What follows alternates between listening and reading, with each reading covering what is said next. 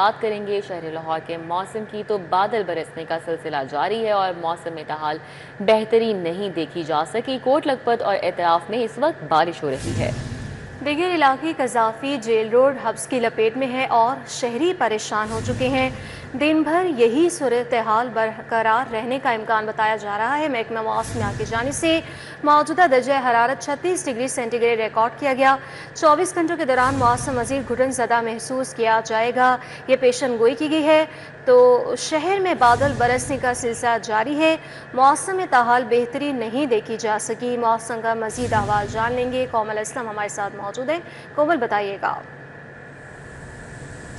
جی بالکل ثنا، لاہور شہر کے موسم کی بات کی جائے تو اس وقت جو ہے لاہور کے مختلف علاقوں میں ابر رحمت برسنے کا سلسلہ جو ہے وہ جاری ہے۔ ابر رحمت کا نام سن کے ہی ایسے خوشی ہوتی ہے کہ شاید موسم بھی بہتر ہو رہا ہوگا، لیکن اگر باہر کی صورتحال کے حوالے سے میں آپ کو آگاہ کرتی چلوں تو بارش تو ہو رہی ہے لیکن موسم میں رتی برابر بھی تبدیلی نہیں آئی۔ مختلف علاقوں میں جس میں کوٹ لکھپت ہے، ٹاؤن شپ ہے، فیروز پور روڈ اطراف جو ہے وہ اس وقت بارش برسنے کا سلسلہ جاری ہے، لیکن حبس اور گھٹن تاحال برقرار ہے۔ وہیں اگر دوسرے علاقوں کی بات کرتے ہیں تو مال روڈ، جیل روڈ اطراف بھی بارش برسی، لیکن موسم جو ہے وہ تاحال جو کا تو ہے۔ ماہرین موسمیات کی جانب سے بتایا جا رہا ہے کہ ابر رحمت برسنے کا سلسلہ آئندہ 31 جولائی تک وقفے سے دیکھا جائے گا۔ اوورال اچھی بارش نہیں ہے، لیکن یہ کوئی خاص کہہ لیں کہ ہلکی بارش بھی نہیں ہے۔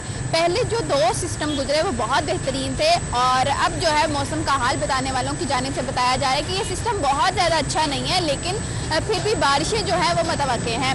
ساتھ ہی ساتھ یہ بھی بتاتی چلوں کہ یہ بارشیں جو ہیں وہ وقفے سے برسیں گی اور وقفے سے برسنے کا مطلب یہ ہے کہ کچھ علاقوں میں ہلکی برسیں گی، کچھ علاقوں میں تیز برسیں گی اور یوں جو ہے وہ سلسلہ کافی زیادہ جو ہے وہ جاری رہے گا۔ اور اسی کے ساتھ ساتھ متعلقہ حکام کو بھی الرٹ رہنے کے حوالے سے ہدایات کر دی گئی ہیں۔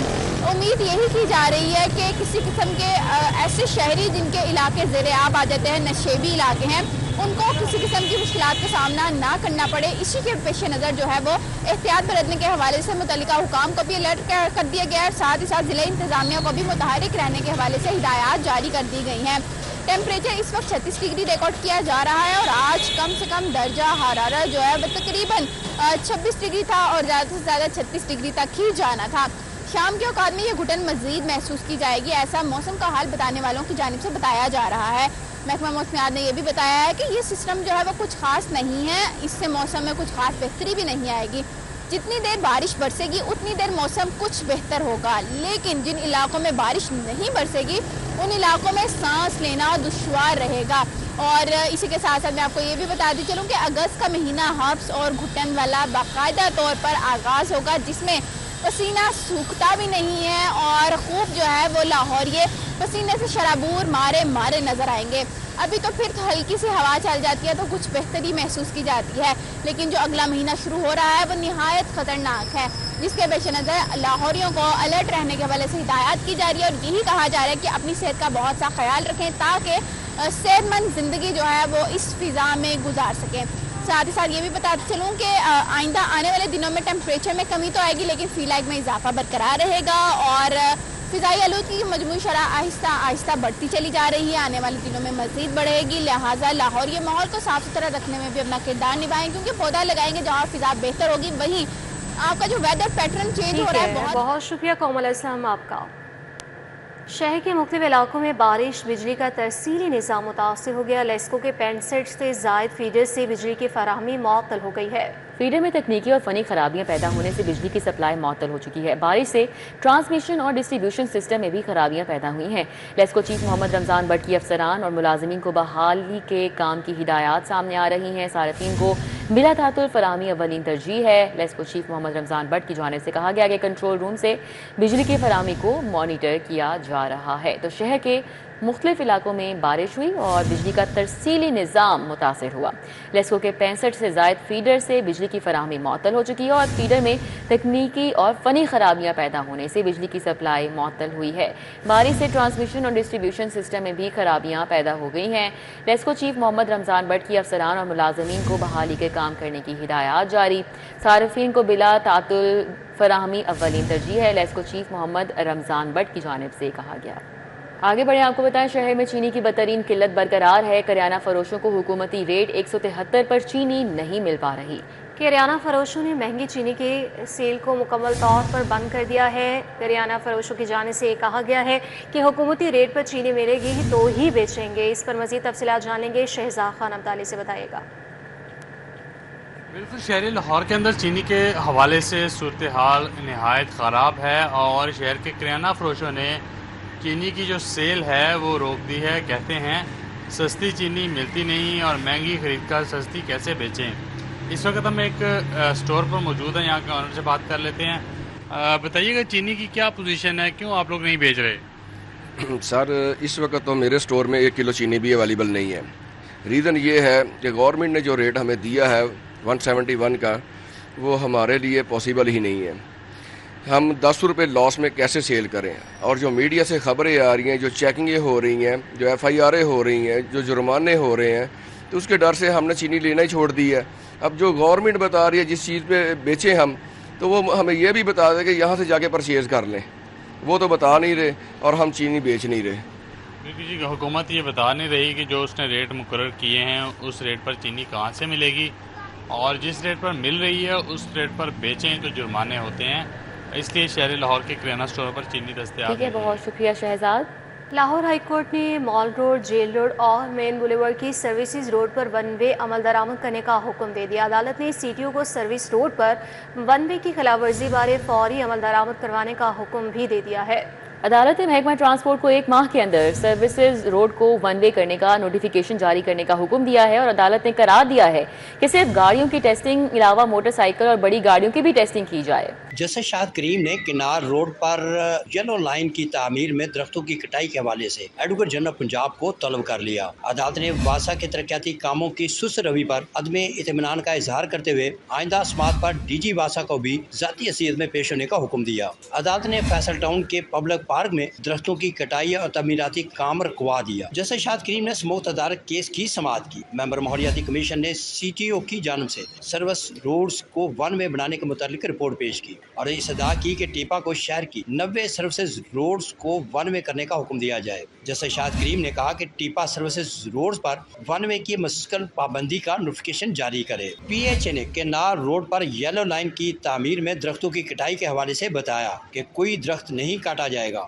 عدالت نے ہدایت کی کہ محکمہ ماحولیات بھی آئندہ سماعت پر اپنی رپورٹ جمع کروائے۔ واسا کے وکیل نے بتایا کہ تمام کام مکمل ہو چکے ہیں، اب LDA یا ٹیپا کے کام باقی رہ گئے ہیں۔ سماعت کے دوران ڈپٹی اٹارنی جنرل اسد علی باجوہ، اسسٹنٹ ایڈوکیٹ جنرل حسن اعجاز چیمہ، ڈپٹی ڈائریکٹر ماحولیات علی اعجاز، ممبر ماحولیاتی کمیشن شیخ مال حیدر پیش ہوئے۔ ممبران ماحولیاتی کمیشن، ٹریفک، LDA، PHA کے نمائندے بھی پیش ہوئے۔ مزید سماعت 1 اگست تک ملتوی کر دی گئی۔ کیمرہ مین خالد ملک کے ہمراہ ملک محمد اشرف، سٹی 42۔ آپ کو بتائیں پنجاب حکومت نے گرانٹ ان ایڈ کے لیے سخت شرائط نافذ کر دی ہیں۔ پنجاب حکومت نے گرانٹ ان ایڈ 2025 کی پالیسی نافذ کی ہے۔ سالانہ گرانٹ کی حد اداروں کے لیے 1 کروڑ، افراد کے لیے 3 کروڑ مقرر کی گئی ہے۔ فنڈز حاصل کرنے کے لیے آڈٹ شدہ مالی تفصیلات، بینک اکاؤنٹ رپورٹ لازم ہے۔ گرانٹ لینے والے سرکاری اداروں کو ہر 6 ماہ بعد کارکردگی اور پرفارمنس رپورٹ دینا ہوگی۔ اس حوالے سے مزید جان لیں گے، علی رامے ہمارے ساتھ موجود ہے، بتائیے گا۔ جی بالکل، پنجاب حکومت کی طرف سے مالی سال 2025 کے لیے ایک نئی گرانٹ ان ایڈ پالیسی جو ہے وہ نافذ کی گئی ہے۔ اب اس کا اطلاق جو ہے وہ پنجاب حکومت نے جب سے یہ پالیسی کا انعقاد جو ہے وہ کیا ہے، اس کے ساتھ ہی اس کو نافذ جو ہے وہ کر دیا ہے۔ اب اس کا مقصد صرف یہ ہے کہ کیونکہ آئے روز پنجاب حکومت سے مختلف ڈپارٹمنٹس نہ کہ سرکاری بلکہ جو پرائیویٹ NGOs ہیں وہ گرانٹ کی ڈیمانڈ کرتے تھے، تو اس پر بہت زیادہ فائلیں ہیں وہ کیسز آنا شروع ہو گئے، جس پر پنجاب حکومت نے اب ایک نئی پالیسی نافذ کی ہے اور اس کے تحت اب گرانٹ جو ہے وہ ملنا بہت مشکل ہو چکا ہے۔ اور اس کی وجوہات یہ ہیں کہ اب مختلف ایسے سرکاری کاغذات جو ہیں اور سرکاری جو سسٹم ہے اس میں اضافہ کیا گیا ہے اور بیوروکریسی کے اختیارات جو ہے وہ زیادہ سے زیادہ ان کو دیے گئے ہیں تاکہ وہ اس کو کنٹرول کر سکیں۔ اب اس میں ایک حد جو ہے وہ بھی مقرر کی گئی، حد یہ ہوگی کہ کوئی بھی ڈپارٹمنٹ NGO وہ 1 ارب سے زیادہ کی ڈیمانڈ جو ہے وہ نہیں کر سکیں گے، اور انڈیویجولی کوئی بھی فرد اگر حکومت پنجاب سے کسی بھی معاملے کے لیے مالی معاونت چاہتا ہے تو وہ 30 ملین یعنی کہ 3 کروڑ روپے تک पंजाब हुकूमत उसकी माली इमदाद जो है वो कर सकेगी। अब इस पर साथ ही मुख्तलिफ इंडिकेटर्स जो है वो भी शामिल किए गए हैं कि अगर कोई NGO डिपार्टमेंट अगर कोई डिमांड करता है ग्रांट इन एड की, तो उनको मुख्तलिफ रिपोर्ट्स जो है वो सबमिट करना पड़ेंगी, खासतौर पर ऑडिट रिपोर्ट्स उनको सबमिट करना पड़ेंगी, उनके अकाउंट्स की रिपोर्ट जो है वो, साथ बैंक की रिपोर्ट्स जो है वो सबमिट करना पड़ेगी, उनके बैंक में कितना अकाउंट जो है वो मौजूद है। तो ये तमाम तरह ऐसी तफसीलात हैं जो कि बिला वजह इसमें एक रुकावट जो है वो पैदा करेगी, क्योंकि कुछ ऐसी छोटी NGOs होते हैं जिनके पास इस तरह के KPI इंडिकेटर सिस्टम जो है वो नहीं होते, परफॉर्मेंस के उनके पास दस्तावेजात नहीं होते, क्योंकि वो छोटे लेवल पर काम कर रही होती। तो उनके लिए मजीद मुश्किलात जो है वो पंजाब हुकूमत ने खड़ी की है कि वो अब हुकूमत पंजाब से रजू नहीं करेंगी ग्रांट इन एड के लिए। जी ठीक है, बहुत शुक्रिया अली रामे।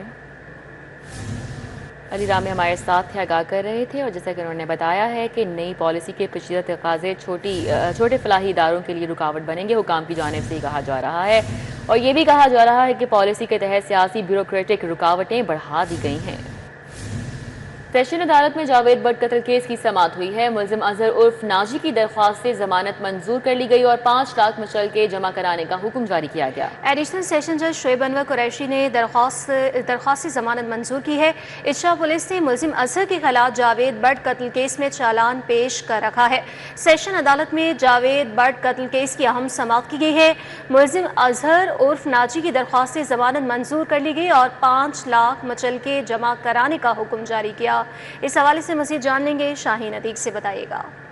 जी, एडिशनल सेशन जज शोएब अनवर कुरैशी की अदालत में जावेद बट के कत्ल केस में मुलज़म नामज़द था अजहर उर्फ नाजी, इसकी अबूरी जमानत, इसकी दरख्वास्त जमानत जो है वो मंजूर करते हुए 5 लाख रुपए के मुचलके जो है वो फौरी तौर पर जमा कराने का हुक्म दिया है। अदालत में अली जाकर बट एडवोकेट है, उन्होंने ये मौका अख्तियार किया था कि इसी केस में मुलज़म इलियास था जिसकी हाई कोर्ट ने जमानत मंजूर कर ली, और उस पर भी वही इल्ज़ाम था जो अजहर उर्फ नाजी के ऊपर है, लिहाजा इसकी भी जमानत मंजूर की जाए। इस बुनियाद के ऊपर अदालत ने अली जाकर बट एडवोकेट के दलाइल से इत्तफाक करते हुए इसकी जमानत मंजूर कर दी और 5 लाख के मुचलके। बहुत शुक्रिया शाहीन अतीक। अभी आपको बताएं, वफाकी अफसर को ग्रेड 22 के ओहदे पर पोस्टिंग मिल गई, मगर ग्रेड 20 में महकमाना तरक्की नहीं मिल सकी।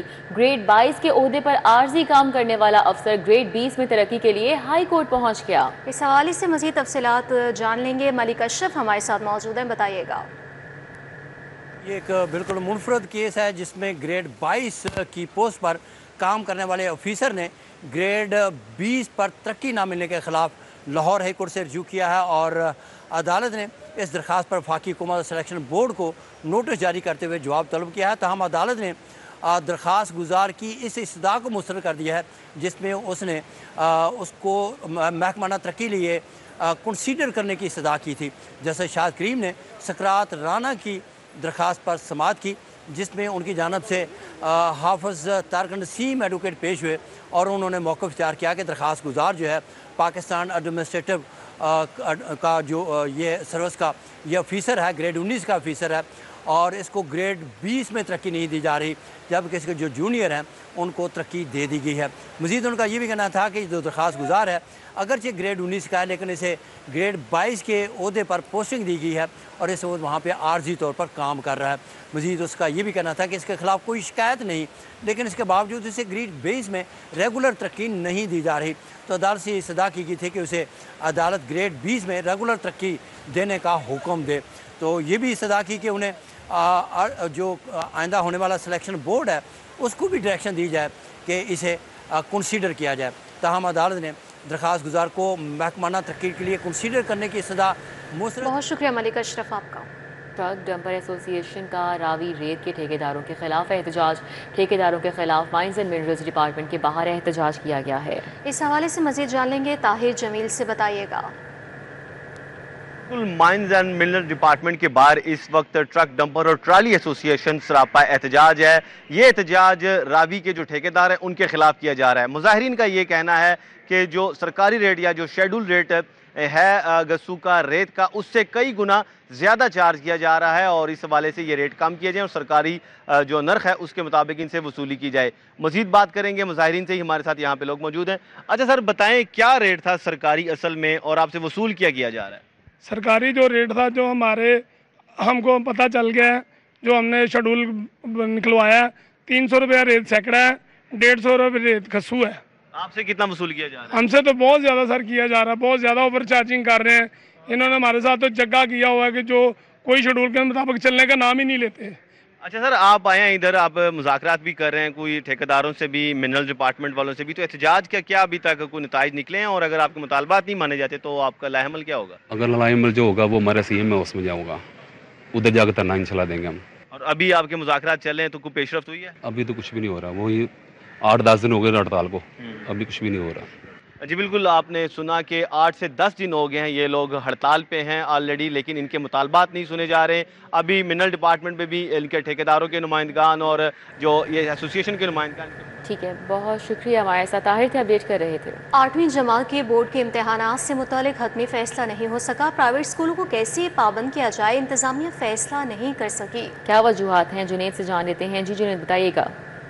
जी, सूबाई वज़ीर तरीम ने 8वीं जमात के बोर्ड के इम्तहानात लेने का ऐलान किया था, लेकिन 2 हफ्ते गुजर जाने के बावजूद अभी भी इंतजामिया जो है वो तजब्ज़ुब का शिकार है और कोई हतमी फैसला नहीं हो सका। इस हवाले से पेक्टा के इजलास भी हुए हैं, लेकिन उस पर भी फैसला नहीं किया जा सका कि 8वीं के बोर्ड के इम्तहान कैसे होंगे, सवालिया पर्चे कैसे तकसीम होंगे, इम्तहानी सेंटर्स कैसे बनेंगे, सवालिया पर्चे कैसे तकसीम किए जाएंगे और पेपर और नंबरों की तकसीम क्या होगी, सवालिया पेपर कितना होगा और इंशाइया पेपर कितना होगा और मरूजी के कितने सवाल के नंबर होंगे। इस हवाले से कोई भी हतमी फैसला नहीं हो सका। हालांकि पंजाब भर में बात की जाए तो इस वक्त 8वीं जमात में तकरीबन 28 लाख तलबा जो है वो ज़ेर तालीम है और इस हवाले से जो पंजाब करिकुलम अथॉरिटी जो बनाई गई है वो अभी तक तजज़्ज़ुब का शिकार है और अभी तक कोई हतमी फैसला नहीं किया जा सका 8वीं के बोर्ड के इम्तहानात, और आधा साल जो है वो गुजर चुका है। जी ठीक है, बहुत शुक्रिया जुनैद रियाज साहब का।